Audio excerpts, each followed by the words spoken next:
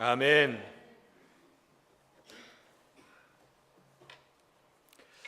할렐루야.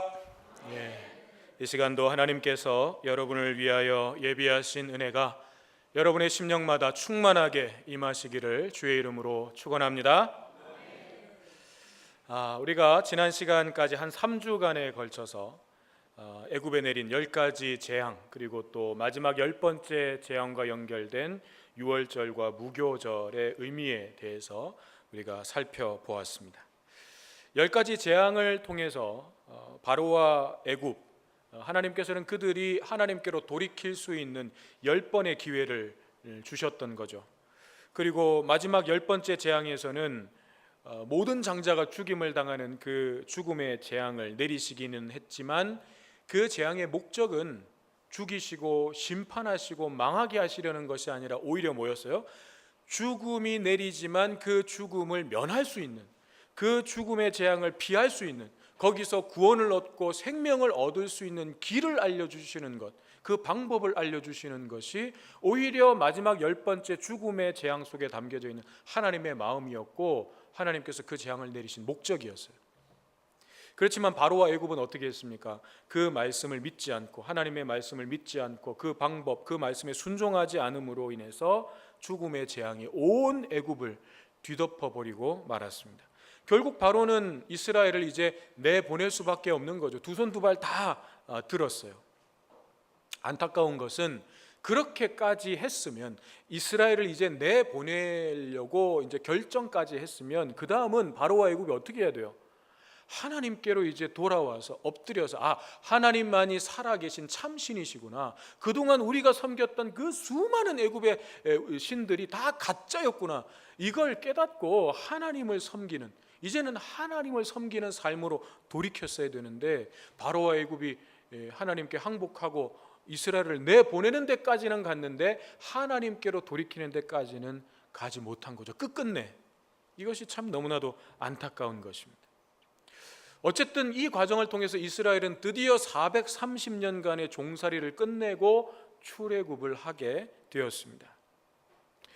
이스라엘 백성들은 이 과정들을 통해서 무엇을 경험할 수 있었냐면, 하나님께서 그들과 언제나 함께 하신다는 것, 함께 하실 뿐만 아니라 모든 상황 속에서 하나님의 백성을 지키시고 인도해 주신다는 것을 이스라엘은 깊이 경험할 수가 있었습니다. 그리고 마지막 10번째 재앙에서는 이 모든 장자가 죽는 죽음의 재앙이 임했지만, 어린 양의 피를 문의 임방과 좌우 설주에 발라서 그 죽음이 넘어가도록, 하나님의 죽음의 심판이 넘어가도록 하시는 하나님의 구원을 경험할 수 있었습니다. 그런데 이 하나님의 구원은 하나님께서 이스라엘 백성들에게 은혜로 주신 구원이었죠. 이스라엘 백성들이 애굽보다 상대적으로 더 선하고 착한 삶을 살았기 때문에, 하나님을 더 잘 믿었기 때문에, 그래서 뭔가 자격을 갖췄기 때문에 구원하신 것이 아니라 전적으로 하나님의 은혜로 그들을 구원해 주신 거죠. 왜 그렇습니까? 그들이 장자가 죽어야 되는데, 이스라엘의 장자가 죽어야 되는데, 그 장자는 대표성을 가지고 있기 때문에 장자가 죽는다는 건 이스라엘이 다 죽는 거죠. 그런데 그 죽음을 누가 대신 죽은 거예요? 어린 양이 대신 죽은 거예요.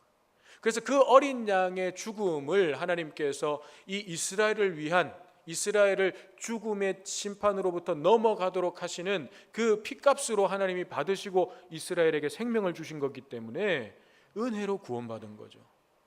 그러면 이스라엘이 그렇게 은혜로 구원받았으면, 그 이후에 죽었어야 되는 그 생명이 이제는 생명을 얻었으면, 죽음을 면했으면, 그 생명은 누구 거예요?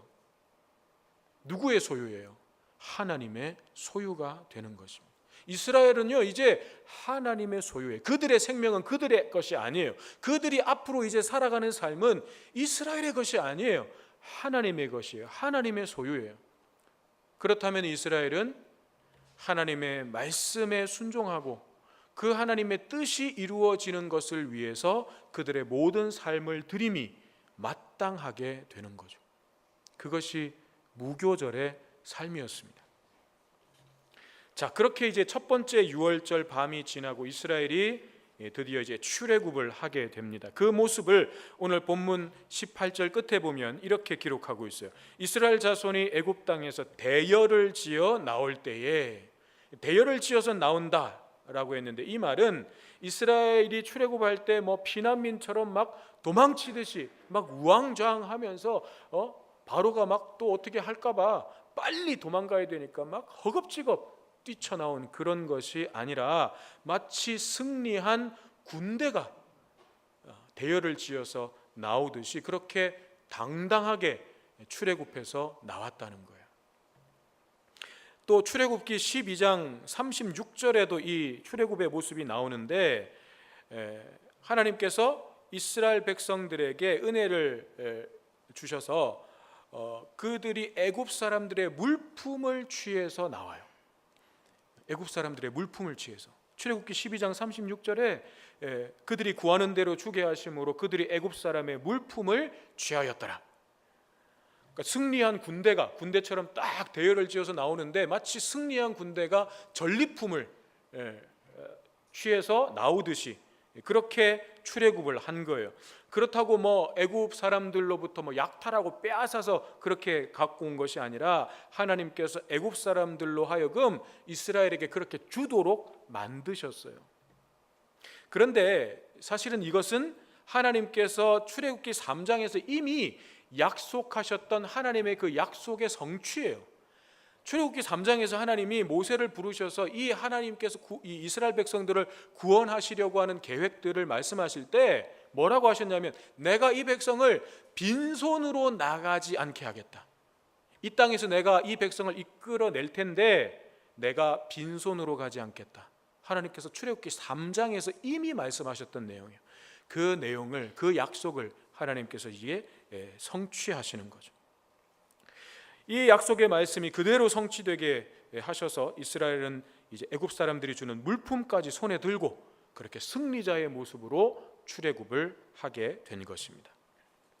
자, 그렇게 이제 당당하게 출애굽을 한 이스라엘 백성들을 하나님께서 어디로 인도하셨냐면 17절을 보니까 이렇게 말씀하셔요. 바로가 백성을 보낸 후에, 출애굽한 후에죠, 블레셋 사람의 땅의 길은 가까울지라도 하나님이 그들을 그 길로 인도하지 아니하셨으니 이는 하나님이 말씀하시기를 이 백성이 전쟁을 하게 되면 마음을 돌이켜 애굽으로 돌아갈까 하셨습니다. 애굽에서 가나안 땅으로 가는 길은요, 몇 가지 코스가 있는데 그 중에서 가장 최단거리로 갈 수 있는 길이 지중해 해변을 따라서 블레셋 사람들이 지배하는 그 블레셋 땅을 거쳐서 가나안으로 가는 것이 가장 빠른 길이에요. 지도를 한번 보면요, 지도 보여주세요. 지도. 자, 여기가 애굽이죠, 이집트죠. 그래서 여기가 지중해예요. 제일 위에 있는 이 파란색 지중해예요. 빨간 길, 지중해 해안을 따라서 이렇게 오면 여기가 바로 가나안 땅이에요. 그러니까 이렇게 오면 금방 와요. 근데 여기가 블레셋, 지금은 가자지구라고 돼 있어요. 여기가 블레셋과 또 여기 중간중간에 뭐 다른 민족들이 다 이 길들을 점령을 하고 있기 때문에 이 길을 가려면 그 민족들이 순순히 길을 더 줘야 돼요. 그런데 여러분, 이스라엘 백성들이 출애굽할 때 인원이 한 200만 명 이상 됐을 것으로 추정해요. 왜냐하면 장정만 60만 명이었어요. 출애굽을 했던 이스라엘의 장정만 60만 명이었어요. 출애굽기 12장 37절에 보면 장정만 60만 명이었다. 그러니까 노인들과 또 부녀자들과 아이들 다 합치면 아무리 작게 잡아도 200만 명 이상은 되는 거죠. 그런데 그 많은 인원이 이 광야길을 간다는 것이 여러분 쉽겠습니까? 그러니 이 도로, 이 왕의 대로라고 불렸는데 오늘날로 치면 국가에서 만들고 관리하는 고속도로예요. 넓고 편한 고속도로예요. 그러니 이 길로 가는 게 최적길이에요. 200만 명이 이동하려고 하면 이 다른 길은 사실은 불가능해요. 이 넓고 빠른 길을 이용해서 가나안 땅으로 가는 것이 최적이에요. 이 길은 이 가나안 땅을 남북으로 가로지르는 무역로였어요. 그래서 이 가나안 땅 위에 소아시아 지역까지 연결돼서 이게 애굽으로도 연결되고 이 밑에까지 내려와서 아라비아 상인들도 이용했던 그런 무역로, 그 길이 블레셋 사람들이 지키고 있었던 그 땅이었습니다. 왕의 대로라고 불렸어요. 자, 그 길이 가나안 땅으로 가는, 말하자면 사실은 가장 빠른 길이고 좋은 길이에요. 하지만 하나님은 그 길로 인도하지 않으시고 요 밑에 파란 길, 우리가 알고 있는 출애굽 경로 밑으로 내려와서 이 홍해바다 건너서 시내산 와서 다시 광야길을 올라가서 여기서 지금 뺑글뺑글 돌다가 이거 뭐겠어요? 광야 40년, 뭐 38년인데 여기서 여기까지 오는데 한 2년 걸렸고 여기서 방황하는데 38년이고 1세대 다 죽고, 그리고 나서 이제 여호수아 시대 때 이렇게 가나안 정복 전쟁 하게 되는 거죠. 결국 이렇게 뺑뺑 돌아서 가게 되는 거예요. 하나님은 저 길로 인도하셨어요. 자, 왜 그러면 저 빨간 길로 하나님께서 인도하시지 않으셨는가? 불 켜주셔도 돼요. 빨리 갈 수 있는데 가장 최적화된 길인데 왜 저 길로 인도하지 않으셨는가? 17절에도 나와 있듯이 거기 가면 블레셋하고 전쟁을 해야 돼요. 그러면 이스라엘 백성들은 이제 막 하나님의 백성으로 태어났어요. 오늘날로 얘기하면 이제 막 신앙생활 시작한 초신자, 영적으로 이제 막 태어난 갓난 아기 같은, 영적 아기 같은 그런 수준이었기 때문에 전쟁해야 된다 그러면 어떻게 해요? 그럼 애굽으로 갈래? 이렇게 될 게 뻔하기 때문에 하나님께서 그 길로는 안 가셨어요. 그런데 사실은 그게 진짜 이유는 아니에요. 왜냐하면 하나님께서 블레셋이 지키고 있든 뭐 누가 지키고 있든 거기를 통해서 가나안 땅으로 가게 하시고자 하면 그 길을 하나님이 여시죠. 애굽에서 역사하셨던 것처럼 블레셋이 지키고 있는 그 길도 하나님께서 능력으로 여시죠. 그래서 이스라엘 백성들을 그냥 금방 가나안 땅으로 보내실 수 있어요. 그렇지만 하나님 그렇게 안 하신 거예요. 왜요? 다른 목적이 있는 거예요.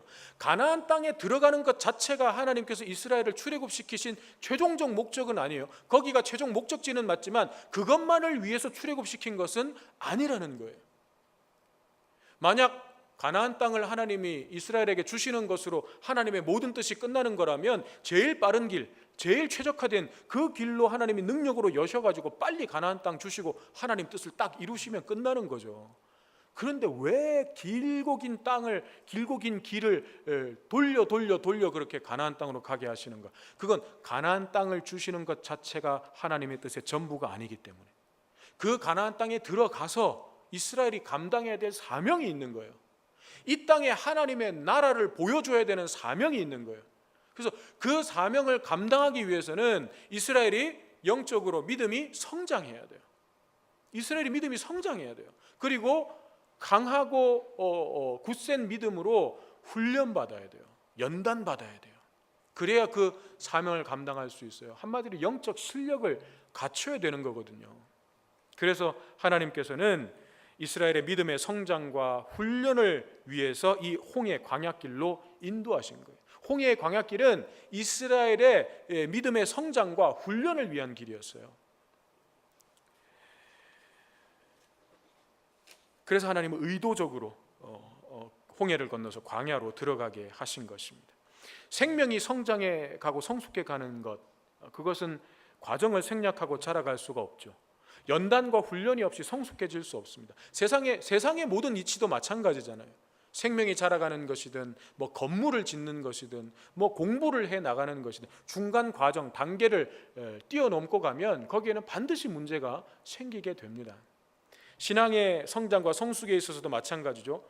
신앙이 성장하고 성숙해 가는 것도요, 최단 코스, 지름길 이런 건 없습니다. 신앙의 성장과 성숙에 있어서 최단 코스, 지름길 이런 건 없어요. 그런데 우리는 단번에 좀 그렇게 되기를 원하죠. 뭔가 좀 뜨거운 체험을 하고 나면 내가 갑자기 영적으로 확 성장하고 성숙한 것 같아요. 물론 그것이 영적 성장의 계기가 될 수 있고 도화선이 될 수는 있어요. 그러나 그것 자체가 영적 성장, 믿음의 성숙과는 상관없어요. 단번에 이루어질 수 있는 게 아니라고요. 과정을 밟아야 돼요. 그래서 하나님께서는 우리의 모습 속에 예수 그리스도를 닮은 모습이 점점 더 많아지도록 하기 위해서 때때로 우리를 연단과 훈련의 그 과정으로 이끌어 가시는 것입니다. 자, 그렇게 이제 출애굽한 이스라엘 백성들이 애굽 땅에서 이제 대열을 지어서 나오죠.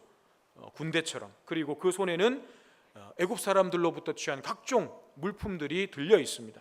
그런데 우리가 주목할 것은 19절이에요. 거기 보니까 모세의 손에 뭐가 들려져 있었는가 하면 요셉의 유골이 들려져 있었습니다. 우리가 창세기 마지막 50장에서 살펴보았던 것처럼 요셉은 죽을 때 유언을 했어요. 오늘 본문에서도 그 내용이 나오죠. 하나님이 너희들을 이 땅에서 인도해 내실 텐데 그때에 반드시 너희들이 이 땅에서 나갈 때 내 해골을 메고 가라. 유언을 분명히 남겼습니다. 요셉의 유언은 말하자면 자신의 죽음을 이스라엘 백성들, 후손들을 향한 믿음의 이정표로 남겨준 거였죠. 너희들이 이 애굽 땅에서 살아야 되지만 그러나 너희들이 바라봐야 될 최종적인 목적지는 약속의 땅 가나안이다. 그걸 잊지 마라.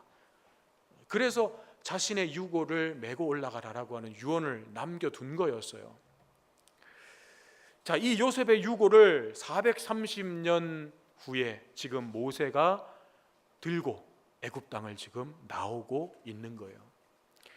참 이렇게 그림을 그려보면 너무나도 참 감동적인 장면이었을 것 같아요. 그런데 이 감동적인 장면은 단순히 조상 요셉의 그 유언을 후손인 모세가 착실하게 잊지 않고 잘 지키고 있다, 이런 걸 보여주려고 하는 차원이 아니라는 거죠. 그게 아니라 이것은 하나님의 언약의 성취를 보여주는 거예요. 요셉의 유골을 모세가 들고 나오고 있다는 것은 하나님께서 약속하셨던 그 언약이 하나도 빠짐없이 성취되고 있다는 것을 보여주는 거예요. 아브라함에게 주셨던 그 하나님의 언약, 요셉으로 하여금 꿈꾸게 하셨던 그 하나님의 언약, 그것을 하나님께서 잊지 않으시고 하나도 빠짐없이 신실하게 지켜가고 계신다는 하나님의 언약의 성취를 보여주고 있는 것입니다. 그러므로 이 모세가 요셉의 유골을 들고 애굽을 나오는 이 장면을 통해서 하나님이 말씀하시고자 하는 것은 가나안 땅을 향해서 이제 걸어가야 되는 하나님의 백성들에게 정말 중요한 건 뭐냐면, 애굽 땅에서 내가 뭐 얼마나 많은 것들을 물품을 챙겼냐, 얼마나 금은보화를 많이 챙겼냐, 얼마나 내가 애굽에서 한몫 단단히 잡았냐, 이런 게 중요한 것이 아니라 가나안 땅을 향해서 가는 하나님의 백성들은 하나님의 언약을 붙잡고 가는 게 가장 중요하다는 거예요. 이거 놓치면 안 된다는 거예요.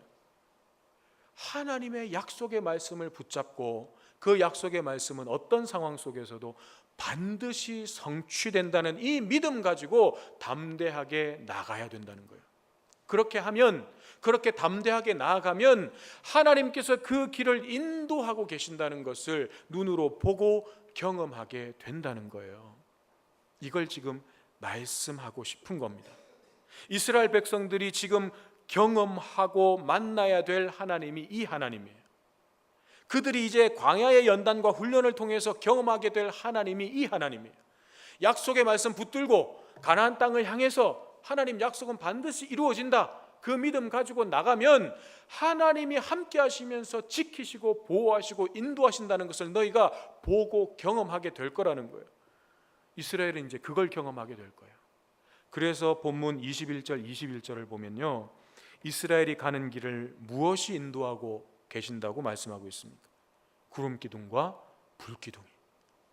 낮에는 구름 기둥이 뜨거운 태양을 가려주고 밤에는 불 기둥이 광야의 추위로부터 지켜주면서 하나님께서, 거기 표현이 이렇게 되어 있어요. 여호와께서, 21절에 여호와께서 그들 앞에서 가시며, 하나님께서 그들이 가는 길 앞에서 가시면서 그들을 인도해 주시는 거예요.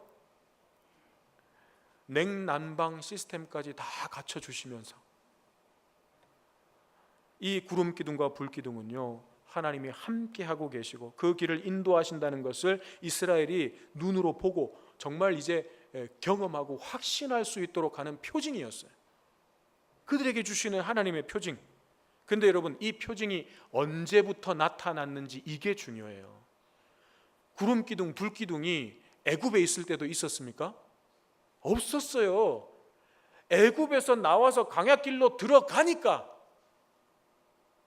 광야길로 발을 내딛고 들어가니까, 애굽에서 나오니까 그때부터 하나님의 구름 기둥과 불 기둥이 그들의 길을 인도하는 것을 이스라엘이 눈으로 보고 경험하게 되는 거예요. 그 이전에도 물론 하나님은 함께하고 계셨죠. 그래서 10가지 재앙을 통해서 그 10가지 재앙이 말하자면 하나님이 역사하셔서 드러나는 현상들이었죠. 뭐 막 메뚜기 떼가 날라오고 파리 떼가 날라오고 막 흑암이 오고, 이런 현상들은 하나님이 역사하셨다는 것이 이렇게 그렇게 현상으로 드러난 거였어요. 그런데 하나님이 지금 나와 함께하고 계신다는 것을 언제 어디서나 보고 확인할 수 있는 그런 표징은 애굽에서는 없었어요. 그런데 그들이 이제 광야의 길로 걸어가니까 그때부터 이 표징이 나타나기 시작했다는 거예요. 이게 굉장히 중요한 부분입니다. 왜 하나님께서 그렇게 광야로 들어갈 때 그렇게 표징을 보여주시는가? 이스라엘 백성들이 이제 걸어가야 될 그 길은요, 그들이 한 번도 가보지 않은 길이에요. 그래서 힘들어요. 그 왕의 대로처럼 편하게 갈 수 있는 길이 아니에요. 그래서 하나님께서는 이스라엘 백성들이 이 믿음의 길을 끝까지 믿음 가지고 확신 가지고 갈 수 있도록 하나님께서 표징들을 보여주시고 은혜들을 경험하게 하시면서 이제 이스라엘을 인도해 가시는 거예요. 이스라엘이 믿음의 길로 발걸음을 내딛었을 때, 그때 하나님의 표징이 나타났습니다. 여러분, 이것은요, 나중에 후대에 여호수아 시대에 가나안 땅을 정복하기 위해서 들어갈 때도 마찬가지였습니다. 똑같아요. 제일 앞에 요단강 건너서 이제 가나안 땅으로 들어갈 때 제일 앞에 하나님의 법궤가 갔습니다. 그리고 제사장 그룹이 제일 앞에서 인도해 가고 그 뒤를 이스라엘 백성들이 대열을 지어서 들어갔거든요. 그런데 그때가 마침 요단강이 강물이 넘칠 때예요. 그래서 도저히 건너갈 수가 없어요. 그런데 그 강물이 언제 멈췄습니까? 그 강가에 서가지고 기도할 때 멈췄습니까? 아니에요. 강이 아직 멈추지 않았지만, 강물이 아직 마르지 않았지만 그들의 발을 잠그고 물속으로 들어갈 때, 강으로 건너갈 때, 그때 하나님이 역사하셔서 강물이 멈췄어요. 믿음으로 행할 때, 순종할 때 하나님의 인도하심과 나와 함께 하심의 표징과 역사들을 우리가 경험하게 되는 거예요. 애굽 땅에 앉아가지고 맨날 하나님 나 여기서 경험하고 싶어요, 여기서 보여주세요, 아무리 해도요 거기서는 하나님이 보여주시는 게 한계가 있어요. 우리가 하나님을 만나는데 한계가 있어요. 더 깊이 만날 수가 없어요. 더 깊이 경험할 수가 없어요. 거기서 나와야 돼요. 믿음의 길로 광야로 들어가 봐야 돼요. 순종해 봐야 돼요. 그래야 거기서 하나님의 역사를 경험하게 되는 거예요. 그리고 22절 마지막에 하나님 뭐라고 말씀하시냐면, 낮에는 구름 기둥 밤에는 불 기둥이 백성 앞에서 떠나지 아니하니라. 이스라엘과 함께 하시는 하나님은 결코 그들을 떠나지 않으신다고 그 표징 속에 약속을 담아 주십니다. 오늘 우리의 삶이 세상 안에만 머물러 있으면, 물론 그렇다고 하나님이 함께 하시지 않는 것은 아니지만 우리는 하나님을 더 깊이 경험할 수 없고 더 친밀하게 만날 수 없어요.